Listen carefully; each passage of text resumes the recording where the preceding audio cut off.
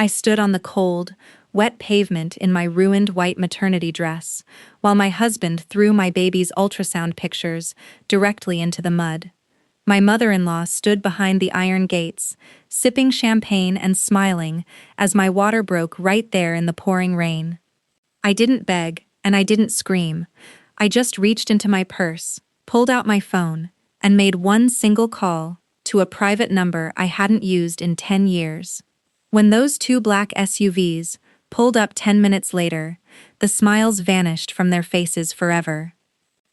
My name is Clara, and for 5 long years, I truly believed I was building a peaceful, permanent life with my husband, David. If you met me back then, you'd know I wasn't someone who looked for trouble or looked for fights. I'm a freelance senior architectural consultant. I spend my days staring at blueprints, calculating load-bearing walls, balancing budgets down to the exact cent, and turning empty, lifeless concrete into warm, livable homes. I thrive on structure, logic, and predictability. But when it came to my personal life, I let my heart completely override my brain. You see, I grew up as an orphan. I didn't have a big family gathering around the dinner table on holidays. I didn't have parents to call when things got tough, or siblings to lean on when I felt lost. So, when David came into my life, bringing with him a large, established family with deep roots in our town, I thought I had finally found my anchor. I wanted so badly to belong somewhere that I blinded myself to every warning sign. David was charming, soft-spoken, and had a way of making me feel needed. But underneath that quiet exterior was a man completely tethered to his mother, Eleanor. Eleanor was a woman who treated life like a grand social stage where she was the undisputed director. From the very beginning, she looked down on me. To her, I was just a girl with no pedigree, no prestigious family lineage, and no family trust fund to bring to the table. She made subtle, sharp comments about my background every chance she got, wrapping her insults in a fake, sugary sweetness that left me feeling hollow. Yet, despite her coldness, I was determined to prove my worth. I thought if I worked hard enough, if I sacrificed enough, and if I showed unwavering devotion to David and his family, I would eventually earn their respect. I thought love was something you could build through sheer effort, brick by brick, the same way I designed buildings. I didn't realize that no matter how strong a foundation you lay, you can never build a home on sinking sand. I was pouring my soul, my time, and every single dollar I earned into a family that saw me as nothing more than a convenient, disposable temporary asset. When David and I first got married, he was buried under a mountain of debt. He had tried launching a commercial supply business that completely collapsed, leaving him with $45,000 in personal loan defaults and a credit score so ruined that banks wouldn't even let him open a basic checking account. He used to sit at the kitchen table with his head in his hands, staring at final collection notices while tears welled up in his eyes. I couldn't bear to see the man I loved broken like that. So, without hesitating, I drained my personal, premarital savings account, money I had spent 8 grueling years saving by working 80-hour weeks as a junior architect, and paid off every single one of his debts in one lump sum. I gave him a clean slate. I gave him his dignity back. But my sacrifices didn't stop there. David's family owned an ancestral estate on the edge of town, a massive 6-bedroom historic property that had fallen into complete disrepair. The roof leaked, the electrical wiring was a severe fire hazard, and the entire foundation was settling unevenly. Eleanor couldn't afford the repairs, and the bank was threatening to place a lien on the property for back taxes. David came to me, holding my hands, promising that if I used my professional expertise and income to renovate the estate, his mother would legally add both of our names to the property title. He swore it would be our forever family home, the place where we would raise our children. I believed him. Over 4 long years, I poured $120,000 of my personal architecture commissions into that house. I spent my weekends stripped of my professional clothes, wearing work boots and dust masks, rewiring electrical panels, laying imported marble tiles, replacing rotting timber beams, and designing a state-of-the-art modern kitchen. I transformed a crumbling money pit into a showpiece estate worth millions. And while I was sweating over power tools, David slowly stopped working altogether. He quit his mid-level sales job under the pretense that he was evaluating high-level business investments, but in reality, he was living comfortably off my six-figure consulting income. I paid for the groceries, the utilities, the property insurance, and even David's lease on a luxury SUV. I took care of Eleanor, too.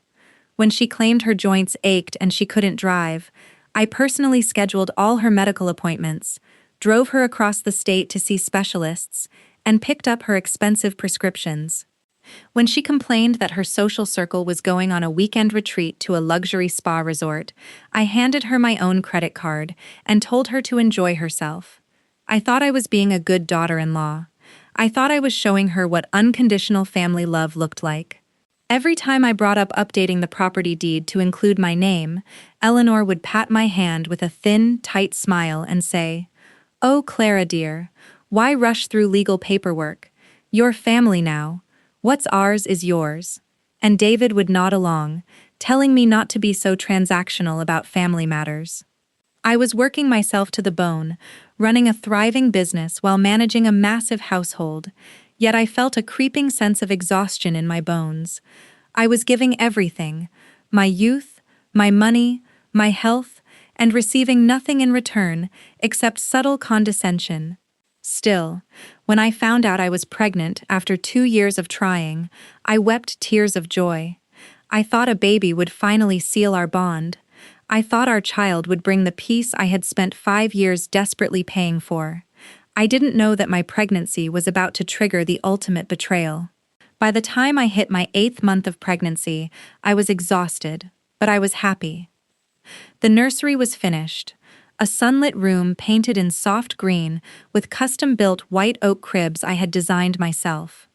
To celebrate, Eleanor insisted on hosting a grand, 50-person baby shower in the estate's manicured rear courtyard. I was touched.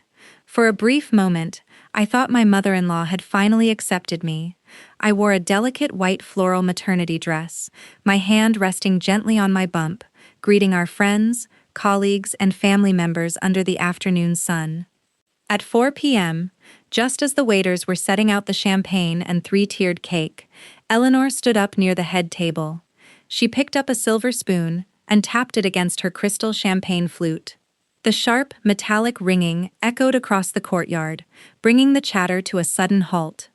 "Everyone, please, attention," Eleanor said, her voice dripping with artificial poise. "Before we slice the cake and shower this young woman with gifts, I believe everyone standing in this courtyard deserves to know the absolute truth." I smiled warmly, expecting her to make a toast about becoming a grandmother.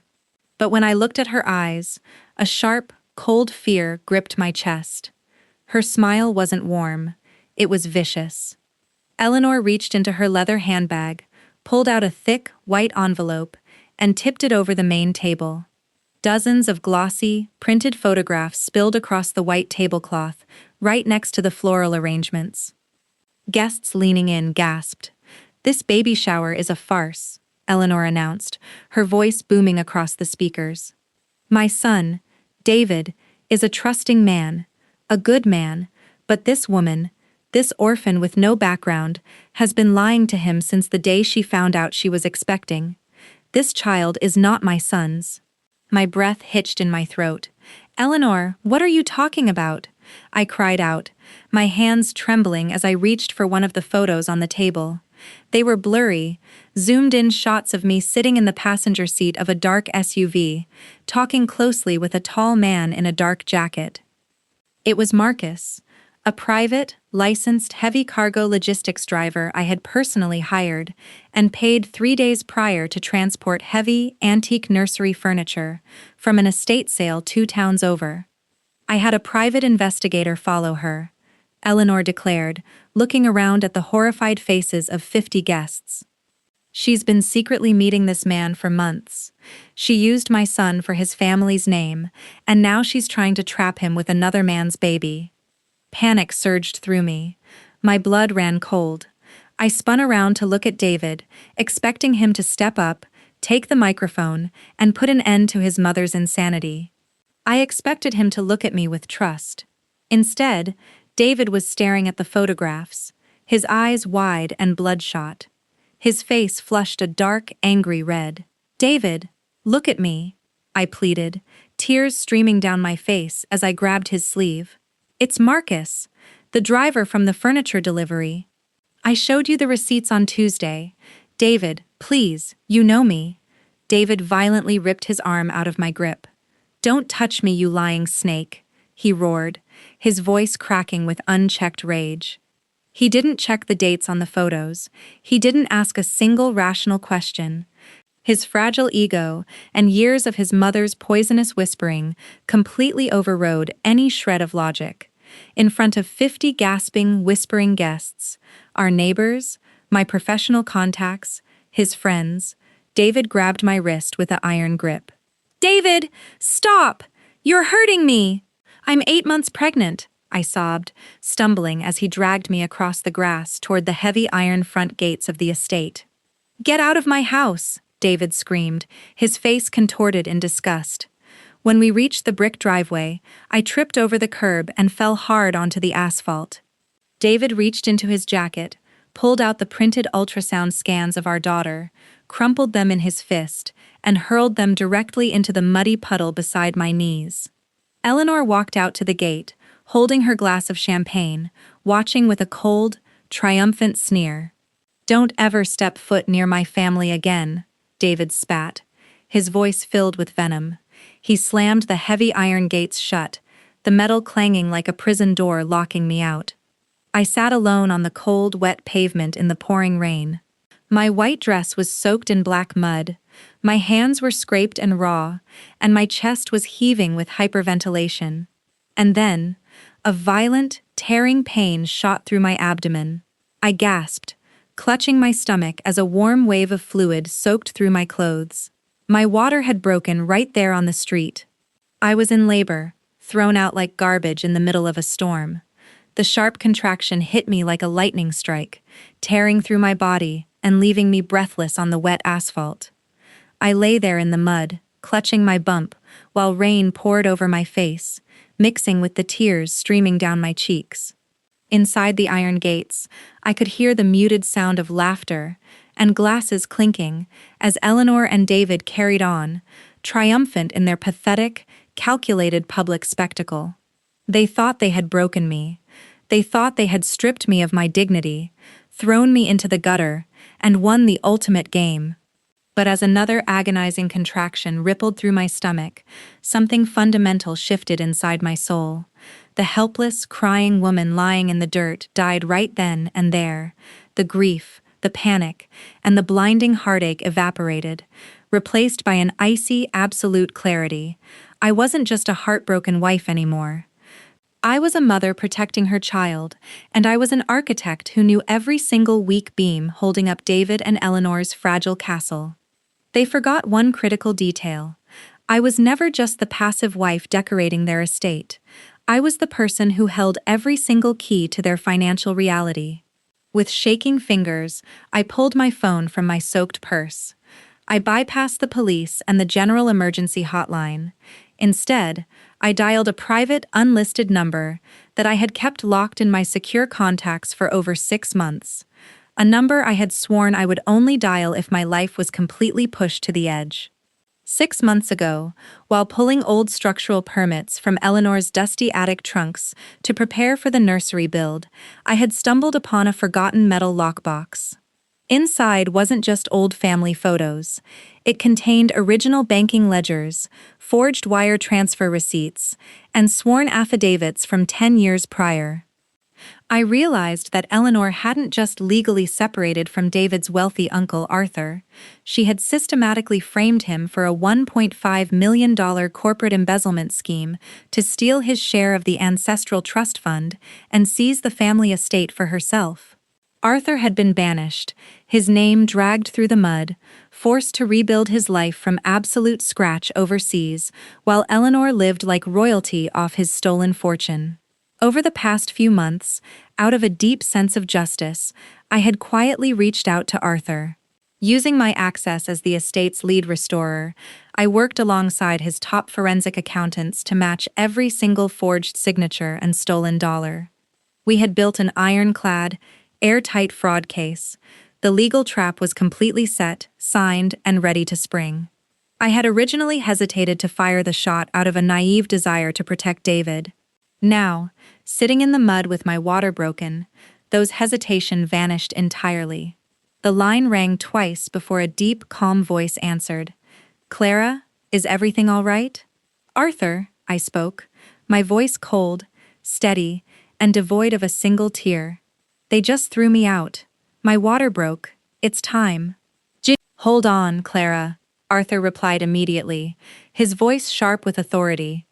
"We are 5 minutes away. The trap is sprung." 10 minutes after that call, while David and Eleanor were inside sipping expensive wine and accepting hollow congratulations from remaining guests for exposing the fraud, the quiet street erupted with the scream of heavy engines. 2 jet-black, high-end SUVs tore around the corner, their headlights cutting through the heavy rain. They pulled up right onto the curb beside where I sat, blocking the main gates. The doors flew open. Out stepped Uncle Arthur, wearing a tailored navy suit, looking every bit like the powerful, self-made billionaire he had become. Behind him stepped 4 men in sharp suits, his lead corporate litigation attorneys, alongside a team of private, certified paramedics carrying a specialized mobile stretcher. Arthur didn't hesitate for a single second. He walked straight over to where I lay in the mud, his face a mask of absolute fury as he saw my wet dress and scraped knees. "Get her onto the stretcher safely," Arthur commanded the paramedics, his voice steady. "Ensure her and the baby are completely stabilized immediately." As the paramedics carefully lifted me into the climate-controlled back of the lead SUV, equipping me with oxygen and monitoring my contractions, Arthur turned toward the iron gates. He signaled his security detail, who pulled a heavy steel cable from the lead vehicle, wrapped it around the ornamental gate handles, and pulled backward. With a deafening screech of twisting metal, the lock snapped, and the massive iron gates swung open with a bang. The noise drew everyone out onto the courtyard balcony. Eleanor walked down the marble steps, holding her crystal glass, a look of utter disgust on her face. "What is the meaning of this trespass?" she shrieked. "I will have the police arrest." She stopped dead in her tracks. Her glass slipped from her fingers, shattering against the stone steps, spilling red wine like blood across the white marble. Her face drained of all color until she looked like a ghost. "Hello, Eleanor," Arthur said, his voice dropping like an anvil. "It's been 10 years. David stumbled out behind his mother, looking completely baffled. "Who the hell are you?" he demanded, his voice shaking. "What are you doing on my property?" "Your property?" Arthur chuckled, a cold, terrifying sound. He gestured to his lead attorney, who stepped forward and pulled 2 thick, leather-bound legal files from a briefcase. "Step 1, Arthur said, taking the first folder and throwing it right at David's chest. "This is an expedited, court-certified prenatal DNA result. Clara had this drawn and sealed 3 weeks ago through her obstetrician for standard estate planning. The baby girl she is carrying right now is 99.9% yours, you utter fool." David froze. He stared at the official laboratory seals on the paper, his hands trembling violently. "No, no," Mom said. He stammered, looking back at Eleanor with wide, terrified eyes. "And step 2, Arthur interrupted, his voice echoing across the courtyard so every remaining guest heard every single word, "is a emergency federal injunction and asset seizure order. The forensic audit of the family estate is complete, Eleanor. The forged wire transfers, the stolen trust funds, and the fraudulent land deeds you signed 10 years ago have been submitted to the district attorney. The lead attorney stepped up next to Eleanor and handed her a bright yellow legal summons. This property was officially placed into receivership 3 hours ago. The deed has been restored to Mr. Arthur's corporate trust. You have exactly 30 minutes to clear your personal belongings from the premises before federal marshals padlock the doors. David's knees completely gave out beneath him. He collapsed right into the muddy grass where I had been lying just moments before, clutching those court documents to his chest.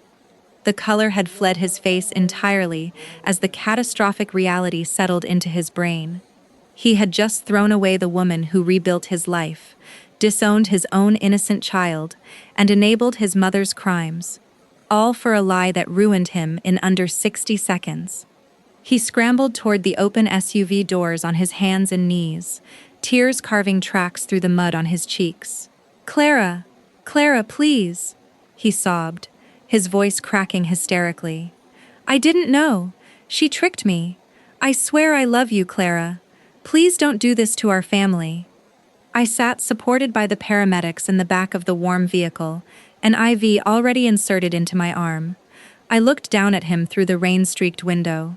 5 years of devotion, endless sacrifices, and broken promises boiled down to this pathetic man begging in the dirt.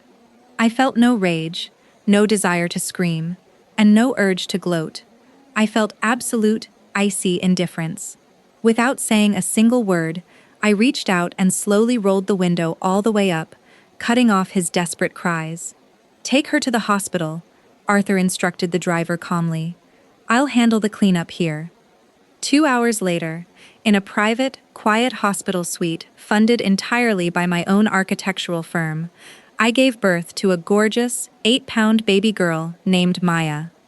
When the nurses placed her on my chest, her tiny fingers wrapped around my pinky, and for the first time in years, I felt completely whole. David tried to burst into the maternity ward 3 times that night, crying and clutching baby clothes he bought from a gas station, but Arthur's private security detail blocked him at the doors and served him with an immediate restraining order. The karma that followed was swift, brutal, and absolute. Eleanor was formally indicted on felony wire fraud, tax evasion, and forgery charges. Forced to liquidate her luxury accessories and jewelry just to hire a legal defense team, she ended up in a small, state-monitored assisted living facility, utterly abandoned by the high society friends she had spent her life trying to impress. David was evicted from the estate within 48 hours. Without my income to fund his lifestyle, he was forced to sell his luxury SUV, surrender his bank accounts to satisfy past debts, and move into a cramped, 1-bedroom basement apartment. Today, he works 2 grueling shift jobs just to keep up with his court-ordered child support payments he pays faithfully, despite knowing he is legally barred from ever seeing Maya's face. As for me, I bought a stunning, sunlit cottage near the coast, turning it into a thriving headquarters for my independent design firm. When I look out at the ocean every morning, holding Maya in my arms, I don't see the mud or the storm anymore.